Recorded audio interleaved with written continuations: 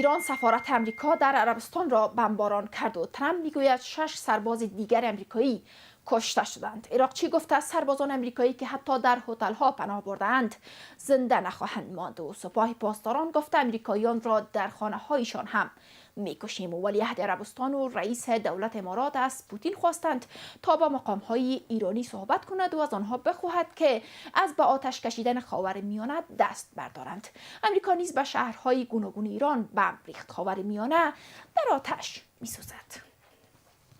سلام، به این ساعت خبر از یک خوش آمدید. برای جزئیات بیشتر این خبرها همکارم احمد شاه شکوهمند از استودیوی 2 همراه ما هستند. سلام شکوهمند، تازه ترین موردها از جنگ ایران و امریکا چی است؟ از اینجا آغاز بکنیم که جمهوری اسلامی ایران سفارت آمریکا در عربستان سعودی را با پهپاد زد و زیر رویش کرد.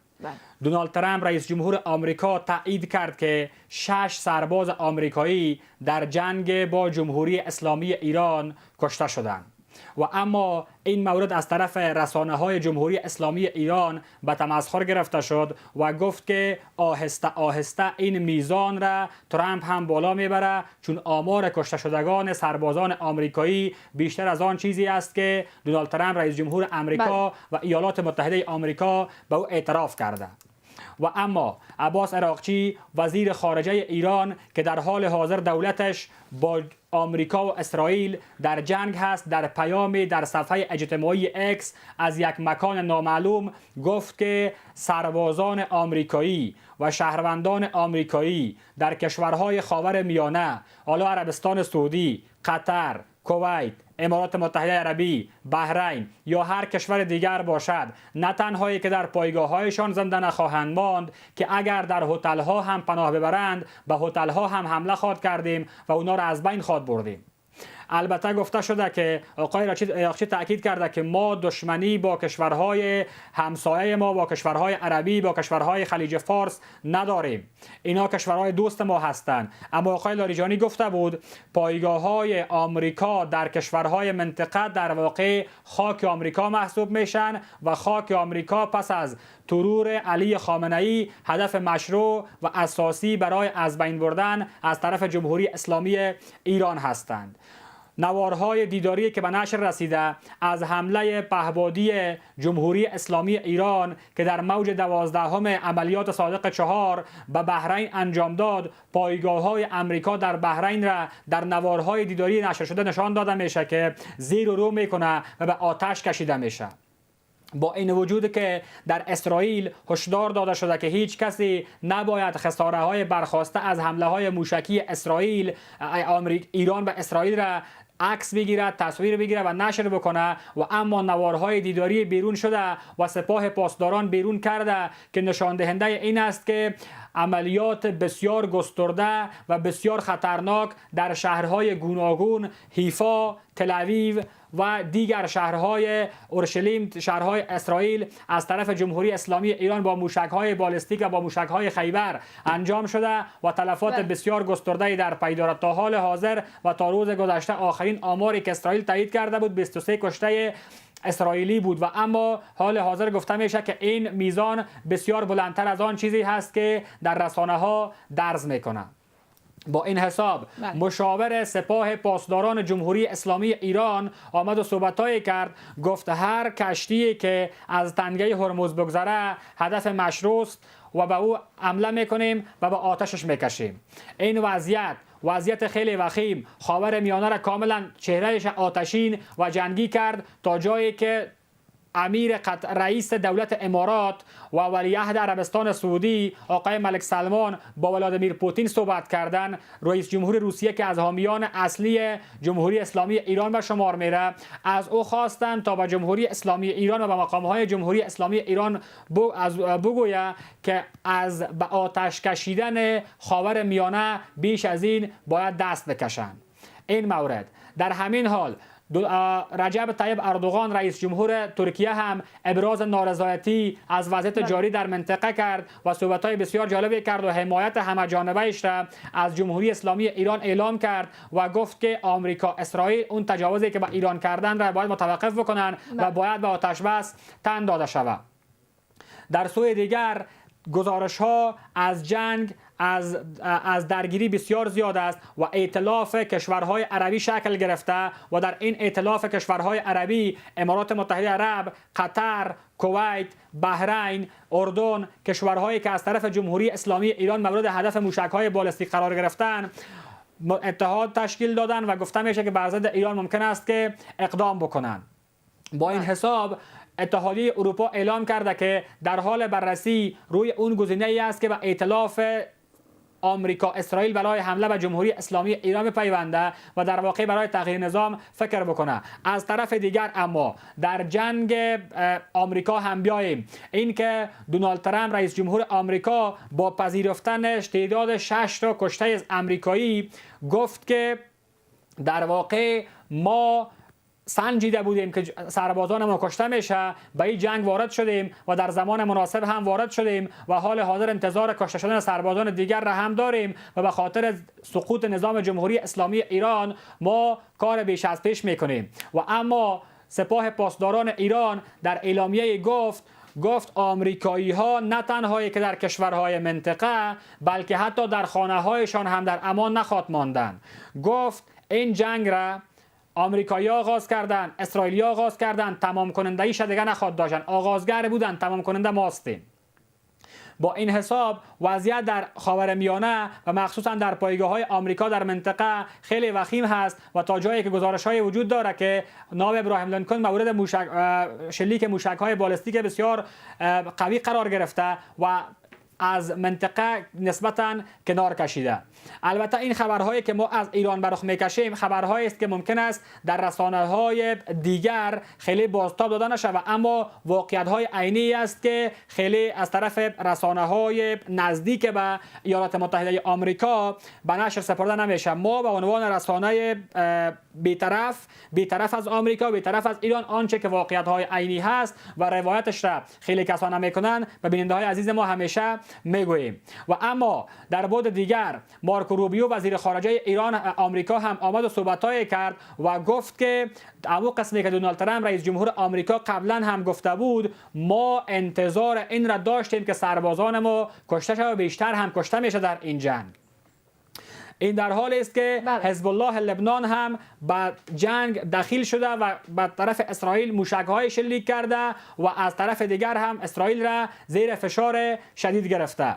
سناتور آمریکایی گفت این جنگی که در حال حاضر شکل گرفته جنگ آمریکا نیست، جنگ ترامپ است که به نیابت از اسرائیل با ایران جنگید. نتانیاهو هم گفت که آمریکا خیلی مایل به جنگ نبود و اما از باعث اون فشارهای اصلی و اساسی که اسرائیل و شخص نتانیاهو بالای ترامپ و آمریکا آورد اونا را وادار کرد تا پایشان در منطقه گیر بکنه. سناتوران آمریکایی و مخالفان ترامپ میگویند که این کشته شدن سربازان آمریکایی که در حال حاضر کشته شده روان هستند و گفته همیشه از طرف مقام‌های آمریکا والا ترامپ روبیو که بیشتر هم کشته میشن سربازانی هستند که برای اون شعار اول اسرائیل تا پیش از اول آمریکا کشته میشن. گفته میشه که جنگ مردم آمریکا با اسرائیل با ایران نیست. جنگ ترامپ به نیابت از نتانیاهو اسرائیل با جمهوری اسلامی ایران و مردم ایران هست. با این حساب شرایط برای یک جنگ گسترده بیش از پیش در واقع فراهم شده و مقام‌های جمهوری اسلامی ایران به تکرار گفتند که به هیچ عنوان پایان دهنده جنگ آمریکا و اسرائیل نخواد باشند. اونا آغاز کردن و ما تمام خواد کردیم. علی خامنه ای رهبر جمهوری اسلامی ایران که ترور شد گفته بود که ناو ابراهیم لینکلن دستگاه خطرناکی است و اما خطرناکتر از آن دستگاهی است که میتونه این ناو ابراهیم لینکلن را غرق بکنه. حالا به این مصداق این صحبت آقای خامنه ای جمهوری اسلامی ایران در تلاش است تا با موشک‌های بالستیکش اون ناو ابراهیم لینکلن را غرق بکنه. به باور شماری از کارشناسا که ما با اونا صحبت‌هایی داشتیم و همچنان در برنامه‌های سیاسی بر ما گفتن این است که جمهوری اسلامی ایران گفته بود که ما در نخستین ساعتهای حمله اسرائیل آمریکا به ایران تمامی آنچه در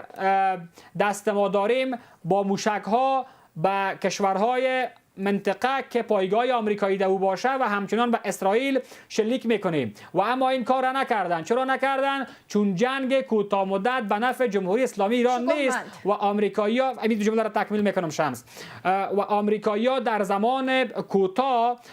ممکن است برندگی احساس بکنن، اما در زمان طولانی نمیتونن سوخت رسانی بکنن و نمیتونن قدرت جنگ طولانی با ایرانی‌ها ندارن و از این باعث است که ایرانی‌ها دنبال طولانی کردن جنگ هستند و با 70 موشک، 60 موشک، 50 موشک هر لحظه و هر منطقه را میزنن و بمباران میکنن تا آمریکایی‌ها را وادار بکنن که حمله بکنن و آمریکایی‌ها مصرف بکنن و در این مصرف توان نظامیشان کوتاه بیاید و در جنگ دراز مدت ایران باشه که برنده اصلی باشه و در مذاکراتی که اگر ممکن است قرار باشه دوباره شکل بگیره که تا حال حاضر هم شکل نگرفته و لاریجانی گفت ما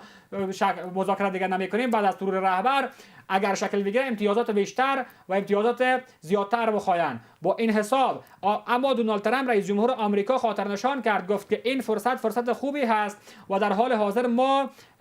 در یک جنگ طولانی مدت میتونیم جمهوری اسلامی را شکست بدیم. موردی که از طرف عباس اراغچی وزیر خارجه ایران خیال خام و باور واهی دانسته شد. بنیامین نتانیاهو نخست وزیر اسرائیل هم صحبت کرد و گفت که در زمان مناسب ما به ایران حمله کردیم چون ایرانی ها در تلاش بودند تا موشک‌هایشان را به زیر زمین انتقال بدن و اما این موشک‌های قرار بود به زیر زمین انتقال بدن حالا نظر و اون روایت تصویرهایی که ما می‌بینیم و با خبرگزاری‌های معتبری که نشر می‌کنن اون موشک‌ها اسرائیل را زیر رو می‌کنه، پایگاه امریکا در بحرین را زیر رو میکنه، سفارت عربستان در اسرائیل را در آمریکا را میزنه و همچنان سفارت آمریکا در کویت را میزنه، پایگاه آمریکا در کشورهای مانند اردن و حالا کشورهای دیگری از جمله قطر را میزنه و در حال حاضر جنگ جریان داره. امید برای مذاکره خیلی پایین هست، اگرچه که مقام‌های جمهوری اسلامی ایران میگویند ما متحد هستیم. عباس اراغچی وزیر خارجه ایران از جای نامعلوم باز هم توییت کرد و گفت که ما در میز مذاکره نشستیم تا مردم نگوید که جمهوری اسلامی متحد به مذاکره و صلح و گفتگو نیست، اما حالا که جنگ شروع شده و جنگ اون آغاز کردن ما دیگر ملامت نیستیم و این کشورهایی را که میزنیم، این آمریکایی را که میکشیم، این سربازان آمریکایی را که به کشتن میبریم یا این حملهایی که ما انجام میدیم در واقع اصلا نیاز نداره تا کسی ما را ملامت بکشد، چون ما در واقع کسایی بودیم که به مذاکره اولویت دادیم و اون آمریکایی‌ها بودند که دیپلماسی را برای بار دوم پس از جنگ 12 روزه باز هم بمباردمان کردند و در حالی است که استیو ویتکاف گفته که در مذاکرات با افتخار اراغچی براش گفته بود که ما فعلا توانایی ساختن 11 دانه بمب اتم را داریم، در حالی که باز گفته شد وزیر خارجه عمان که نقش میانجی میان تهران و واشنگتن در مذاکرات دور دوم داشت، گفت که ایرانی ها حاضر به صفرسازی پذیرفتن صفرسازی یورانیم بودن، اما این در قرار بود که امضا شود روز بعد که پیش از او ترامپ، نتانیاهو، اسرائیل و آمریکا به ایران حمله کردند و وضعیت به این جای رسید که حالا معاون رئیس جمهور معاون امنیت روسیه دیمیتری مدودف گفته که عملکردهای دونالد ترامپ و آمریکا و سیاست‌های جاری آمریکا مستقیم که منطقه را به یک جنگ جهانی میبره و جهان را به سمت جنگ جهانی سوم میبره، جنگ جهانی که جمع کردنش کار ساده ای نیست و تلفاتش بسیار گسترده تر از آن است که آمریکایی ها تصور کردن و با ایران حمله کردن و شرایط را دارن مساعد میکنن. شکوه من سرنوشت درگیری های جاری به کجا می انجامد؟ سرنوشت درگیری های جاری با توجه به اون انتقام خواهی ایرانی ها که از ترور رهبرشان دارند و این خواست اصلی آمریکا که تغییر رژیم در جمهوری اسلامی در ایران هست، بیشتر از این که برای آرامش بره، بیشتر برای جنگ گسترده تر و قکلانتر میره. چرا؟ چون این حذف یا برداشتن نظام جمهوری اسلامی کار ساده ای نیست. اینجا ریشه در خاک هستند، مردم بسیار گسترده طرفدارشان هست، در عزاداری خامنه‌ای بسیار نفوذ گسترده و میلیون ها تن سوگواری کردند، مرگ بر آمریکا سر دادند، نه تسلیم گفتند و نه مذاکره گفتند، اما نبرد بر آمریکا گفتند. مردم این گونه باور دارند و از جمهوری اسلامی حمایت میکنند، اگرچه یک تعداد کسایی هستند که در تبانی با آقای پهلوی از بیرون تلاش دارند تا جمهوری اسلامی در همکاری با اسرائیل و آمریکا از بین بره اینجا. و اما اون خواست دیگری که اسرائیل و آمریکا داره که سقوط جمهوری اسلامی ایران هست. این دو تا تضاد دیدگاه وجود داره و دیپلماسی بمباردمان شده و نفس کشیدن دوباره دیپلماسی و مذاکره کار سختی هست. بیشتر از این که آماده مذاکره و گفتگو باشیم باید برای جنگ گسترده‌تر و محکمتر آمادگی بگیریم. سپاسگزارم شکومند از حضورت در برنامه. ممنون. این بود مهمترین ها این ساعت که تقدیم شما گردید. تشکر از توجهتان. وقت بر شما خواهش.